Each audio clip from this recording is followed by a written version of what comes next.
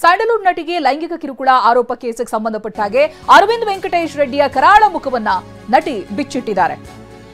ಬಲವಂತದಿಂದ ಸಂಬಂಧ ಇಟ್ಕೊಳ್ಳುವಂತೆ ಈತ ಒತ್ತಡ ಹೇರಿದ್ದ, ಮಾನಸಿಕವಾಗಿ ದೈಹಿಕವಾಗಿ ಕಿರುಕುಳ ನೀಡ್ತಾ ಇದ್ದ ಅಂತ ಅರವಿಂದ್ ರೆಡ್ಡಿ ಮೇಲೆ ಆರೋಪ ಮಾಡಿದ್ದಾರೆ.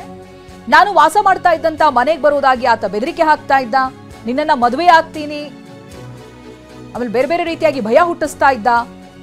ಇದರಿಂದ ನೊಂದು ಮಾತ್ರೆ ನುಂಗಿ ಆತ್ಮಹತ್ಯೆಗೆ ಯತ್ನಿಸಿದ್ದೆ ಅನ್ನೋದಾಗಿಯೂ ಕೂಡ ಅವರ ಸಮಸ್ಯೆನ ಹೇಳ್ಕೊಂಡಿದ್ದಾರೆ. ಈ ವೇಳೆ ಐಸಿಯುನಲ್ಲಿದ್ದ ನನಗೆ ಏಕಾಏಕಿ ಹಲ್ಲೆ ಮಾಡಿದ್ದ, ಇನ್ನೆಂತ ಮನಸ್ಥಿತಿ ಇರಬೇಕು ಆತನಿಗೆ. ಮನೆ ಬಳಿ ಹುಡುಗರನ್ನ ಕಳಿಸಿ ತಂದೆ ತಾಯಿಗೆ ಬೆದರಿಕೆ ಹಾಕಿದ್ದ, ನನ್ನ ತಮ್ಮನನ್ನ ಕೊಲೆ ಮಾಡೋದಾಗಿ ಹೆದರಿಸಿದ್ದ ಅಂತ ಇದೀಗ ಸ್ಯಾಂಡಲ್ವುಡ್ ನಟಿ ತನಗಾದಂಥ ಸಮಸ್ಯೆನ ಹೇಳ್ಕೊಂಡಿದ್ದಾರೆ. ಯಾವ ರೀತಿಯಾಗಿ ಈತ ಟಾರ್ಚರ್ ಕೊಡ್ತಾ ಇದ್ದ ಅಂತ, ಕುಟುಂಬದವರನ್ನ ಕೊಲೆ ಮಾಡೋದಾಗಿ ಬೆದರಿಸಿದ್ನಂತೆ.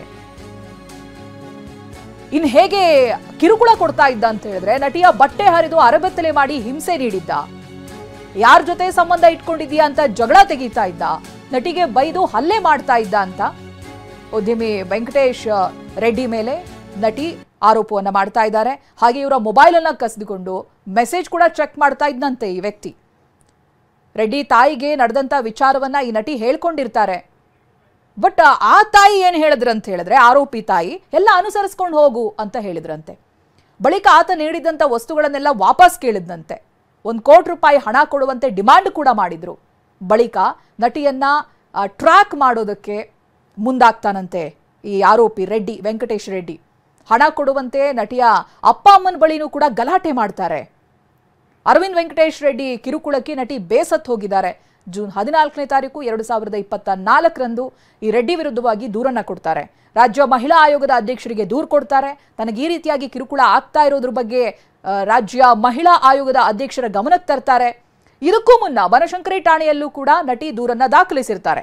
ತನ್ನ ಫೋಟೋ ಅಶ್ಲೀಲವಾಗಿ ಮಾಫ್ ಮಾಡಿ ಪೋಸ್ಟ್ ಮಾಡಿದ್ದಾನೆ, ಸೋಷಿಯಲ್ ಮೀಡಿಯಾದಲ್ಲಿ ಪೋಸ್ಟ್ ಮಾಡಿದಾಗಿ ದೂರು ಕೊಡ್ತಾರೆ. ಇದಾದ ಬಳಿಕ ಮುಚ್ಚಳಿಕೆಯನ್ನ ಅರವಿಂದ್ ರೆಡ್ಡಿ ಬರೆದು ಕೊಟ್ಟಿರ್ತಾನೆ. ಆ ವರ್ಷದಿಂದ ರೆಡ್ಡಿಯಿಂದ ನಟಿಗೆ ಟಾರ್ಚರ್ ಇರಲಿಲ್ವಂತೆ, ಸುಮಾರು ವರ್ಷಗಳಿಂದ 1-2 ವರ್ಷ. ಆಗಸ್ಟ್ 2025ರಲ್ಲಿ ಅನಾಮಧೇಯ ಪತ್ರ ರವಾನೆಯಾಗುತ್ತೆ. ನಟಿ ಸ್ನೇಹಿತ ವೈಶಾಖ್ ಮನೆಗೆ ಪತ್ರ ಕೂಡ ಬಂದಿರುತ್ತೆ. ಸೊ ಇದರ ಹಿಸ್ಟ್ರಿಯನ್ನ ಹೇಳ್ತಾ ಇದ್ವಿ, ಹೇಗ್ ಬಂತು ಅಂತ, ಯಾವ ರೀತಿಯಾಗಿ ಆಯ್ತು ಅನ್ನೋದಾಗಿ. ಇದೀಗ ಕೇಸ್ ದಾಖಲಾಗಿದೆ, ತನಿಖೆ ಕೂಡ ನಡೀತಾ ಇದೆ. ಎಸಿಪಿ ಚಂದನ್, ಇನ್ಸ್ಪೆಕ್ಟರ್ ಸುಬ್ರಹ್ಮಣಿ ನೇತೃತ್ವದಲ್ಲಿ ತನಿಖೆ ನಡೀತಾ ಇದೆ. ಇಂದು ಬೆಳಗ್ಗಿನ ಜಾವ 4 ಗಂಟೆಗೆ ಆರೋಪಿಗಳನ್ನ ಬಂಧಿಸಿದ್ದಾರೆ. ಕಿರುತೆರೆ ನಟಿಗೆ ಕಿರುಕುಳ ಕೊಡ್ತಾ ಇದ್ದಂತ ಆರೋಪಿಗಳನ್ನ ಇದೀಗ ಪೊಲೀಸರು ಬಂಧಿಸಿದ್ದಾರೆ.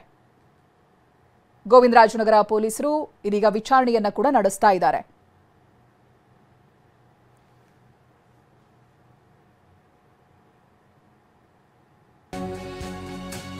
ನೋಡಿ, ಇನ್ನು ಇದೇ ವಿಚಾರಕ್ಕೆ ಸಂಬಂಧಪಟ್ಟ ಹಾಗೆ ಗೋವಿಂದರಾಜನಗರ ಪೊಲೀಸರು ಉದ್ಯಮಿಯನ್ನ ವಿಚಾರಣೆ ನಡೆಸ್ತಾ ಇದ್ದಾರೆ.